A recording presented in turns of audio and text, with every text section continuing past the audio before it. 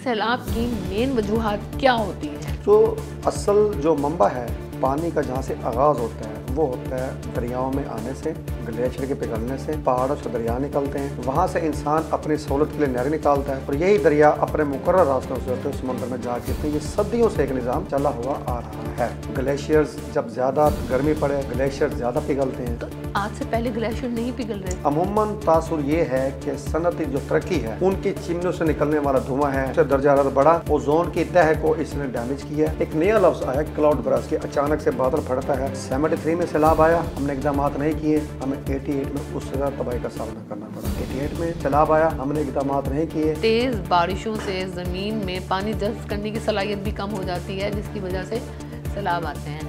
लेकिन एक बात और पूछना चाहूँगी, पाकिस्तान जैसे तरक्की पजीर ममालिक में ये तादाद इतनी ज़्यादा क्यों है? अस्सलाम वालेकुम नाज़रीन, आपकी हुज़ुरनाज़ गुल आपकी खिदमत में हाजिर है। नाज़रीन, जैसा कि पूरे मुल्क में सैलाब की सूरत हाल है, पंजाब ख़ास कर मुल्तान जो है वो संगीन सूरत हाल से गुज़र रहा है। ख़तरनाक हद तक जो है मुल्तान के ज़िला में पानी जमा हो चुका है। आज बात करेंगे, मुख्तलिफ़ प्रोग्राम्स में सैलाब की सूरत हाल के हवाले से बात हो रही होती है कि किस तरीके से तबाहकारियाँ मची हुई हैं, लेकिन आज सैलाब की वजूहात के हवाले से बात करते हैं कि ये सैलाब आ ही क्यों रहे हैं। तारीख़ में इस तरह के जो सैलाब हैं, पूरे मुल्क में बैक वक्त सैलाब की जो तबाही है, आखिर इसकी वजूहात क्या हैं, इस तरह के सैलाबों की क्या वजूहात हो सकती है, आज इस पर बात करते हैं। मेरे साथ मौजूद हैं हमेशा की तरह सीनियर सहाफ़ी जो हैं शराज अवैसी साहब, इनसे बात करते हैं सैलाब की वजूहात के हवाले से। शराज साहब क्या कहेंगे, सैलाब की मेन वजूहात क्या होती हैं? देखिए जनाब, सैलाब कोई नए नहीं आ रहे। ये जब से दुनिया बनी है, ये दरिया, समंदर, नदी नाले, नहरें अपने रास्ते पर रवां दवा हैं। तो जो ये रास्ते इनके बने हुए कुदरत की तरफ से, ये अमूमन उससे बाहर भी आते हैं। क्यों आते हैं? जो इनके मबा जात है, जहाँ से दरिया निकलते हैं, दरिया से फिर नहरें निकलती हैं और वही दरिया आगे जाकर समंदर में गिरते हैं। तो असल जो मंबा है पानी का, जहाँ से आगाज़ होता है वो होता है दरियाओं में आने से, ग्लेशियर के पिघलने से। पहाड़ों से दरिया निकलते हैं, वहाँ से इंसान अपनी सहूलत के लिए नहरें निकालता है और यही दरिया अपने मुकर्रर रास्तों से होते हैं समुद्र में जा गिरते हैं। ये सदियों से एक निज़ाम चला हुआ आ रहा है। सैलाब, जारी बात है, मौसमियाती तब्दीली का इसमें बड़ा अमल दखल है। ग्लेशियर्स जब ज़्यादा गर्मी पड़े, ग्लेशियर ज़्यादा पिघलते हैं। तो आज से पहले ग्लेशियर नहीं पिघल रहे थे? नहीं, ग्लेशियर का पिघलना अब इतना ज़्यादा हो चुका है, उसकी क्या वजूहात है, क्यों पिघल रहे हैं इस तरह से? उसमें कई वजूहात हैं, लेकिन मुस्तकबिल करीब में भी सैलाब आए हैं। 2010 का सैलाब देख लें, 88 का सैलाब देख लें, यहाँ तक कि 1973 में इससे भी ज़्यादा ख़तरनाक सैलाब आया था, आज से 50-52 साल पहले, जब इतनी सनती तरक्की नहीं थी। सनती तरक्की का लफ्ज़ मैंने क्यों इस्तेमाल किया है? अमूमन तासुर ये है कि सनती जो तरक्की है, जो बेमहा लगती हुई हमारी फैक्ट्रियाँ हैं, सनतें हैं, उनकी चिमनियों से निकलने वाला धुआं है, ट्रैफिक है, ट्रैफिक की जो बड़ी बड़ी गाड़ियाँ हैं उससे निकलने वाला धुआं है, उसका बिल्कुल उससे दर्जा हरारत बढ़ा। और बिल्कुल इसमें कोई यानी कि दूसरी राय नहीं कि ये जो बड़ी बड़ी सनतें हैं, ये जो माहौलियाती आलूदगी है, गाड़ियों से निकलना धुआं, इसका अमल दखल बहुत है। जब ये धुआं ऊपर फ़ज़ा में जाता है, ओजोन की तह को इसने डैमेज किया है, जिसकी वजह से जो सूरज की किरणें हैं, सूरज की लहरें हैं, वो ज़्यादा तेज़ी से ज़मीन की तरफ आईं। ग्लेशियर्स के पिघलने की रफ्तार ज़्यादा हुई। बल्कि अब तो जो माहिरीन आबी हयात हैं या माहिरीन है बड़े बड़े यानी ग्लेशियर्स के, ये मौसमियात के, वो ये कह रहे हैं कि पिछले कुछ सालों से ग्लेशियर्स के पिघलने, आप बिल्कुल ठीक कह रही हैं कि पिघलने की रफ्तार काफ़ी उसमें तेज़ी आ चुकी है। आप ये देखें कि हमारे जो शुमाली इलाका जात हैं, वहाँ कई बरसों बाद, 30-30, 40-40 बरसों बाद दरियाओं ने अपना रास्ता वही जो पुराना था वो लिया। उसकी वजह सिर्फ क्या? ग्लेशियर्स और ओजोन की तह जो डैमेज हुई, उसकी वजह से क्लाउड बरस्ट, एक नया लफ्ज़ आया क्लाउड बरस्ट, कि अचानक से बादल फटता है, आफत आती है ज़मीन पे, पानी का एक समंदर जो है ना वो अपने साथ लेके आता है और सब कुछ भाग के ले जाता है, जिसका सामना हमें इस्लामाबाद में भी करना पड़ा, जिसका सामना बुनेर में करना पड़ा। आप क्लाउड बरस की तबाही का अंदाज़ा इससे लगाएं कि बड़े बड़े कद आदम जो पत्थर हैं वो भी उनको तिनकों की तरह भाग के ना लेता चला गया। क्लाउड बर्स्ट की भी आपने बात की, क्लाउड बर्स्ट पे मैं बाद में आऊँगी। पहले मुझे ये बताइए कि जिस तरीके से मुसलसल और तेज़ बारिशें हो रही हैं, क्लाउड बर्स्ट भी सुनने में आ रहा है, लेकिन पहले मुसलसल तेज़ बारिशें हुई हैं जिसकी वजह से जो सैलाब का ज़रिया बनी है। लेकिन शराज साहब, मैं ये पूछना चाहूँगी, इस तरह की तेज़ बारिशें, मुसलसल बारिशें माजी में भी होती रह गई हैं, लेकिन इस तरह के सैलाब मतवक्के नहीं थे ना। देखें, बात सुने जनाज, ये जो होती हैं ना मामलात कुदरत के, ये एक तरह से इंसान के लिए अलार्मिंग भी आप उसे कह सकती हैं कि कुदरत अलार्म देती है आपको, कि आपको सिग्नल देती है कि आप होशियार हो जाएं, आप बेदार हो जाएं। 73 में सैलाब आया, हमने इकदाम नहीं किए, हमें 88 में उससे ज़्यादा तबाही का सामना करना पड़ा। 88 में सैलाब आया, हमने इकदाम नहीं किए, 90s में हमें और ज़्यादा तबाही का सामना करना पड़ा, 2010 में उससे ज़्यादा। यानी कि आज हम जिन तबाहियों का सामना करना पड़ रहा है, उसमें हमारी अपनी गफलत ज़्यादा है। इंसान खुद जिम्मेदार है। कुदरत का निज़ाम है, ये तो सदियों से चला आ रहा है। बारिशें तेज़ होती हैं, हल्की होती हैं, ठीक है नहीं, मूसलाधार होती हैं, फ्लडिंग होती है, लेकिन अल्लाह ने इंसान को अक्ल दिया, शऊर दिया। और आप ये देखें कि दुनिया के कई ममालिक में, हॉलैंड की मिसाल देता हूँ आपको। हॉलैंड में आज से 15-20 साल पहले ऐसे सैलाब आया करते थे, वो बहुत परेशान होते थे। हॉलैंड पाकिस्तान से 20 गुना छोटा मुल्क है, यानी हमारे एक शहर जितना उसका रकबा है, कराची जितना मुल्क है हॉलैंड। तो जब वहाँ सैलाब आता होगा, आप उसे तबाही का अंदाज़ा लगा सकती हैं। वहाँ उन्होंने माहिरीन की कमेटी बिठाई, उन्होंने सिफारिशात मुरतब की। तो वो भी पहले पता क्या करते थे, हमारे इतना बड़े बड़े बांध बना लेते थे, डैम्स बना लेते थे, कंक्रीट की दीवारें, पानी के रास्ते बना के वही समझते थे कि महफूज हो गए हैं। पानी अपना रास्ता नहीं छोड़ता, ये कुदरत का अटल कानून है। लेकिन वो तमाम इक़दाम के बावजूद जब सैलाब आना बंद नहीं हुए, उन्होंने माहिरीन की कमेटी बिठाई कि वजूहात पर गौर करें कि उन्होंने इतने इक़दाम किए, क्यों नहीं रुके। तो उन्होंने फिर ये फ़ैसला दिया कि आप जो दरियाई पानी है, उसके रास्ते में आने वाली जो इंसानी रुकावटें हैं, आपने जो इमारतें तामीर की हैं, आपने जो स्ट्रक्चर बनाया, उसको ख़त्म करें। आप दरिया के पानी को उसका रास्ता दें, उसके रास्ते में रुकावट मत डालें, तो आप परेशानी से बच जाएंगे। उन्होंने क्या किया, उसके बाद उन्होंने हॉलैंड ने तमाम दरिया के रास्ते में आने वाली रुकावटों को ख़त्म किया, इमारतों को ख़त्म किया, वहाँ जंगलात लगाए। उसका रिज़ल्ट क्या निकला, ज़मीन दलदली हो गई, पानी की स्पीड कम हो गई। आज 20 साल से ज़्यादा अरसा हो गया, हॉलैंड में कोई सैलाब नहीं आता। उनकी तरक्की की रफ्तार तेज़ है, क्योंकि उन्हें जो उनकी जो बहुत ज़्यादा तमानी पानी को रोकने में सर्फ हो जाती थी, उसको उन्होंने सेव किया, उसको उन्होंने तामीराती कामों पे लगाया। आज हॉलैंड जो है एक तरक्याती, और भी कई ममालिक मिसालें हैं। एक चीज़ और भी पूछना चाहूँगी, तेज़ बारिशों से ज़मीन में पानी जज़्ब करने की सलाहियत भी कम हो जाती है, जिसकी वजह से सैलाब आते हैं। लेकिन एक बात और पूछना चाहूँगी, पाकिस्तान जैसे तरक्की पजीर ममालिक में ये तादाद इतनी ज़्यादा क्यों है, क्या वजह है? आपने मुताला पाकिस्तान तो पढ़ी है, पढ़े हैं आप? बिल्कुल। कितना पढ़ी है? आपको शक है कोई? नहीं, जब मैंने पढ़ने की बात की ना, तो आपके चेहरे पे वो शक व शुबहात के साया आ गए ना, तो मैंने कहा वो शक व शुबहात नहीं, हैरानगी थी कि आप मुझसे क्यों पूछ रहे हैं, क्या मुझे नहीं लगता मैंने पढ़ा हुआ है। अच्छा, मुताला पाकिस्तान तो पढ़ा होगा ना आपने? जी जी। मुताला पाकिस्तान में एक चीज़ बताई गई थी, जंगलात जंगलात जंगलात। आप हैरान होती होंगी, जंगलात का क्यों इतना जिक्र है। और ये बताया गया था कि आप यकीन करेंगे, पूरा मुताला में रट लेती थी सिवाय जंगलात के बाप के, मुझे अच्छा ही नहीं लगता। इसलिए सैलाब आ रहे हैं, ये तो मुझे आज पता चला कि आप जंगलात के बारे में नहीं जानते थे ना, इसलिए जिम्मेदार सिर्फ मैं हूं। बिल्कुल, आप ये तो आपने खुद माना है। नाजरीन, ये जो सैलाब आ रहे हैं उसके जिम्मेदार सिर्फ जरनास है कि इन्होंने जंगलात 14 निकात याद कर लिए ना करें, भारत का रुख मेरी तरफ आ जाएगा। कायदे आज़म के 14 निकात याद कर लिए, जंगलात को इन्होंने जो फायदा है वो याद नहीं किए, इसलिए चले कायदे आज़म ग्रुप को खुश किया ना भारत और सिंध वाले मुझे टारगेट के। उसमें बताया गया था कि पाकिस्तान के सिर्फ 4% खित्ते पे जंगलात हैं, और वो भी नहीं है। अब दुनिया के कई ममालिक में 30-30%, 50-50% तक जंगलात हैं। उसका रिजल्ट क्या है, वहाँ जितनी मर्जी शदीद बारिश और आबो हवा साफ रहती है। हाँ जी, आबो हवा साफ़ करने के अलावा इंसान मुश्किलात में गिरफ्तार नहीं होता।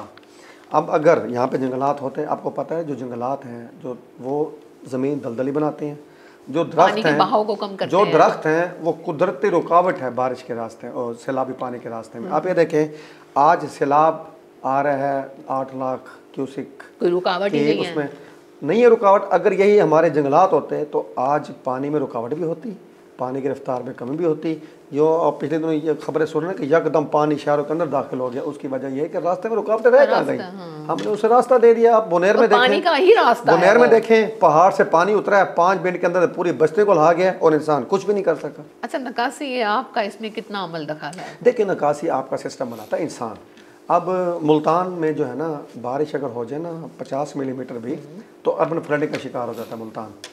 ठीक है ना जी। तो ये प्लान किया गया था 60 से 40 मिलीमीटर की बारिश तक के लिए सीवरेज का निज़ाम, लेकिन चूँकि आबादी में बेबा इजाफा हो चुका है, तो ये अब जो है ना सीवरेज का निज़ाम हुकूमतें कोशिश कर रही हैं। पिछले दिनों मुल्तान शहर में वासा ने बड़ी लाइन बिछाई है 9 नंबर चुंगी से पीर न उधर तक 8 नंबर चुंगी तक। वो सिर्फ यही है कि जो शहर का पानी है उसको बाहर निकाला जाए, लेकिन अब भी बहुत ज़्यादा ज़रूरत है।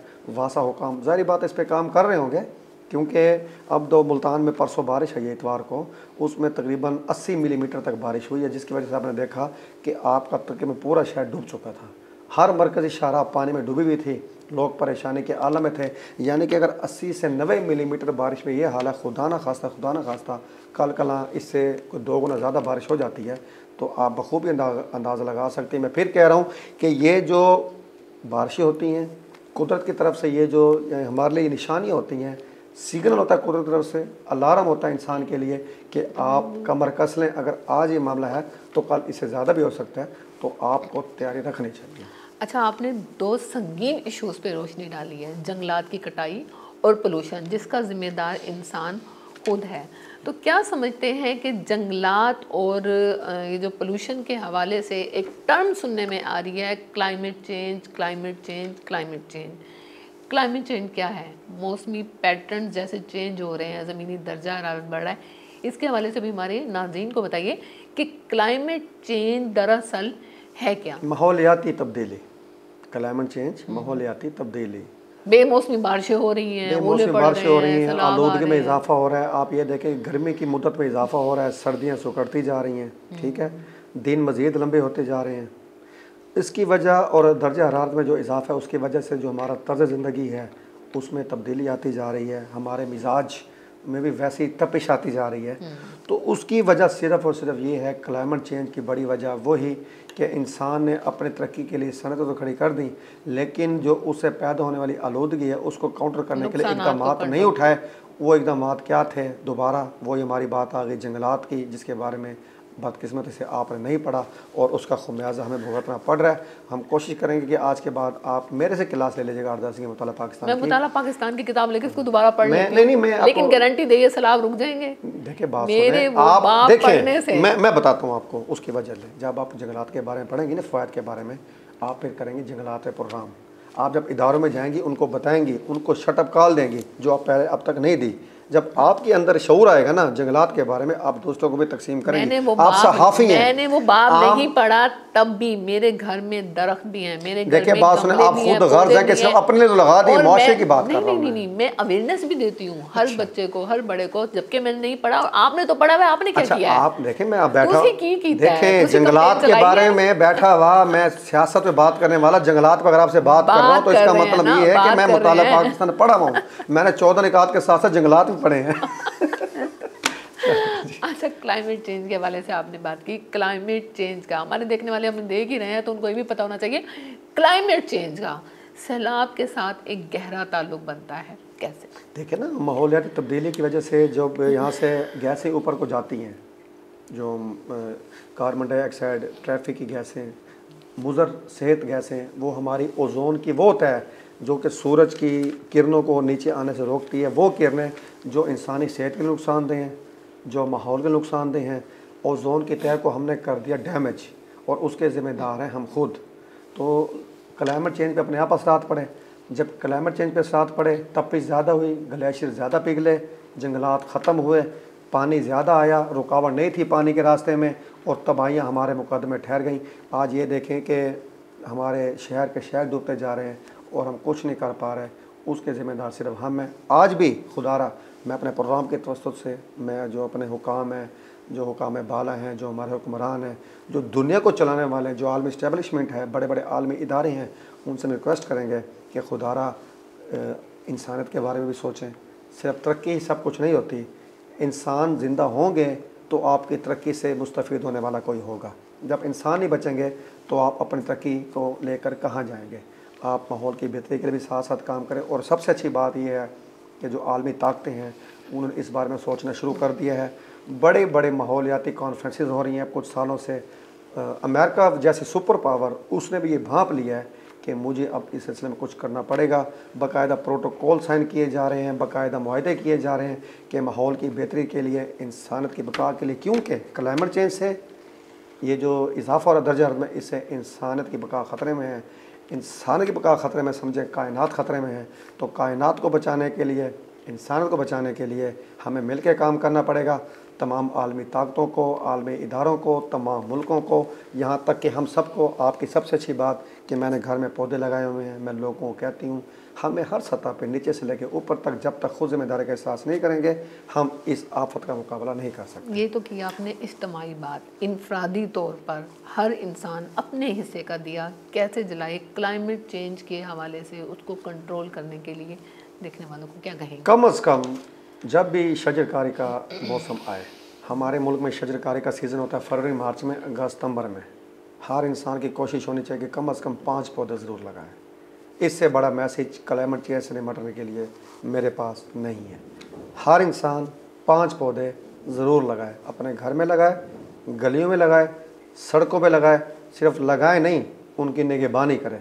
आप ये देखिएगा कि अगर आज तो हम परेशान तो हैं ही, लेकिन हमारे इन इक़दामात की वजह से जो हमारी आने वाली नस्लें हैं वो हमें दुआएं देंगी और वो हमें अच्छे लफ्ज़ों में याद करेंगी। मैसेज में आप एक बहुत बड़ा हिस्सा, एक बहुत अहम चीज़ इग्नोर कर गए हैं। इस सब के साथ मुताला पाकिस्तान में बाबी जंगलात भी पढ़ना चाहिए। जी, वो और कोई पढ़े ना पढ़े, आपको लाज़मी पढ़ना चाहिए, क्योंकि आप एक ज़िम्मेदार शहरी होने के साथ साथ एक बाकायदा रिप्रेजेंटेटिव हैं, प्रोग्राम्स देती हैं। अच्छा, बात सुने, आम बंदा बात करेगा ना, 2 बंदे सुनेंगे। आप बात करती हैं, हज़ारों बंदे सुनते हैं। आपका ना पढ़ना, आपका मालूमात से आरे रहना, ये एक आलमी जुर्म है और इसे आलमी अदालत में साथ में लेके जाना चाहिए। बयान ना कटा देना मेरे पे। जी नाज़रीन, जैसा कि आपको पता है पूरा मुल्क सैलाबी सूरत हाल से, संगीन ख़तरनाक सूरत हाल से दो चार है। सैलाब की सूरत हाल पर तो बात होती रहती है। तो हमारा जो आज का प्रोग्राम था वो हमने बात की सैलाब की वजूहात के हवाले से। सैलाब की वजूहात के हैं, उन पर जो मेरे साथ मौजूद हैं अवैस साहब, शराज अवैसी साहब। इन्होंने बड़ी अच्छी गुफ्तगू की, बड़ी तफसीली गुफ्तगू की। उसमें जो एक बहुत बड़ा मेन फैक्टर है वो है क्लाइमेट चेंज के हवाले से, जिसका ज़िम्मेदार इंसान खुद है, जंगलात की कटाई के हवाले से, शजरकारी के हवाले से और पोल्यूशन के हवाले से। और इसको कंट्रोल भी खुद इंसान ही कर सकता है। इसके साथ ही अपनी मेज़बान जरनाज़ गुल को इजाज़त दीजिए। अल्लाह हाफ़िज़।